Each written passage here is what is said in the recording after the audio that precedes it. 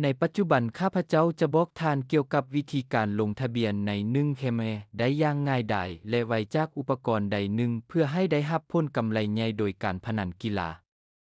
เปิดตัวท่องเว็บในโทรศัพท์หรือคอมพิวเตอร์ของท่านพิมพ์1เคมในแท็บค้นหาและไปที่เว็บไซต์อยู่ที่นั้นท่านจะเข้าไปในเมนูหลักเลือกปุ่มลงทะเบียนข้าพเจ้าแนะนำให้ท่านเลือกทางเลือกอีเมลเพราะว่านี้แม่นการลงทะเบียนอย่างเต็มที่กับการปกป้องข้อมูลของท่าน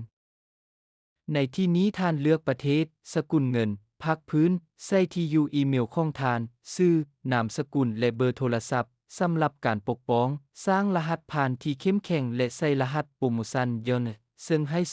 200%ให้กับเงินฝากของท่านและกดปุ่มลงทะเบียน